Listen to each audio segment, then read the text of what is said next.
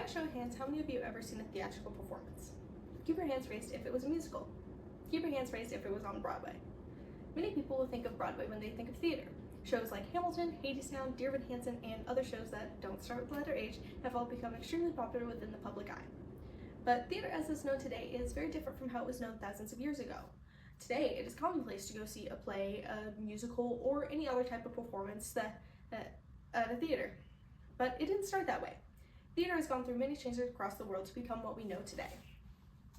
As far back as 3,000 years ago in China, we can see the beginnings of theatrical performances through religious rituals and shamanistic rites.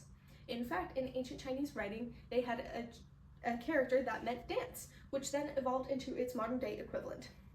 During the Shang Dynasty, which lasted from 1766 to 1066 BC, people performed dances that imitated animals to communicate with the gods and asked them to bless their crops and hunts. During the Tang Dynasty, which was known as the Golden Age of music and dance, the arts flourished. The most influential emperor of the time was Shungzong. He was a patron of the arts. He had several orchestras, dances, or actors at his court. During the Tang Dynasty, it was customary to have two state offices to train performers for official rites and ceremonies. He founded a third school which trained musicians, dancers, and actors. This is regarded as the first theater school in the history of China. This theater school sparked many modern theater programs and theater universities. Going forward in time, a couple thousand years and moving east, we find ourselves in Edo period Japan. Part of their theatrical roots became bunraku, a show that involves puppetry. These puppets are very unique for the time, as they are 2 to 4 feet tall, didn't use strings, and were specially carved by experts to have mechanisms within their heads. They required 3 puppeteers: the chief puppeteer, who operated the right arm, head, and eyebrows, and 2 assistants, 1 who operated the left arm and 2 who operated legs. To get to the honor of being chief puppeteer required a lengthy process and 20 years of experience. A bunraku performance involved 4 main elements: the puppets themselves, the movements they make, the vocal delivery of the taiyu, who is the voice actor who portrayed every character, and the solo accompaniment by the 3-string lute-like shamisen. This puppetry had a huge influence on modern-day puppetry and helped pave the way for a lot of shows like The Muppets, which used smaller puppets, and The Little Shop of Horrors, which utilized a massive puppet and required the use of many puppeteers. These forms of theaters existed thousands of years ago and in some cases are still performed today. To look at a more prominent influence on modern Western theater, we have to look back to Greece. Around 3,000 years ago, choral processions honored Dionysus, the Greek god of wine, religious rituals, religion, and later theater. In about 600 BC, these celebrations became large annual festivals to honor the god. These celebrations were instituted by Pisistratus and involved drinking, celebrations, and religious invocations of the earlier processions with structured public contests. These competitions were held for the best musical performances, singing, poetry recitation, and dancing. Pisistratus did so to enhance his own popularity, and like him, many wealthy citizens would sponsor plays by paying a tax called corega in hope to provide them a way into politics. Similar contests and performances are frequently seen today in shows like America's Got Talent and the Tony Award shows. According to historical accounts of Aristotle and Greek legend, around 534 BC, there was a performer named Thespis.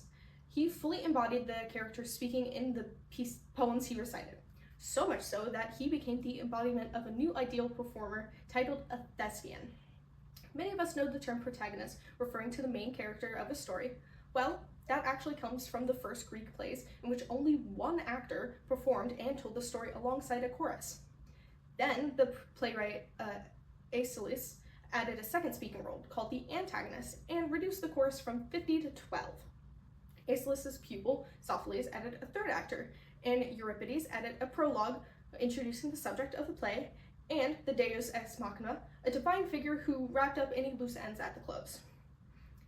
Without the existence of Greek theater, playwriting and storytelling as we know it wouldn't exist today.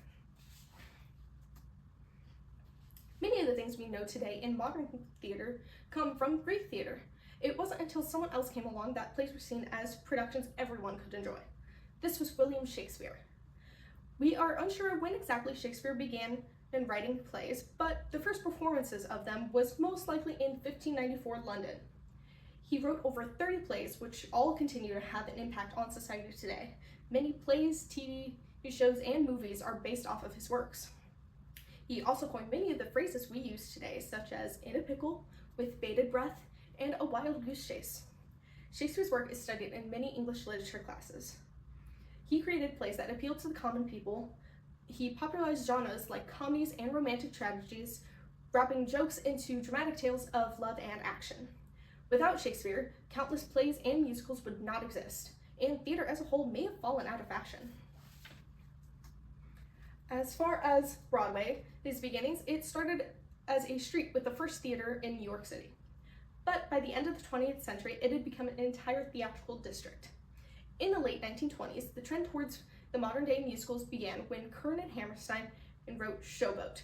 But the art of the musical wasn't fully realized until Hammerstein joined with Richard Rodgers in the 1940s to produce Oklahoma, Carousel, and South Pacific. Next up was Stephen Sondheim in 1957 with West Side Story, which conveyed most of its story through dance. During the 1970s and 80s, Broadway took a bit of a decline as crime and vagrancy were rampant and several theaters closed down. But in the 1990s, the city instituted policies to clean up and revamp the district. Broadway stage musicals then continued to be successful throughout the years and have a devoted fan base. Shortly after World War II began the off-Broadway theater movement.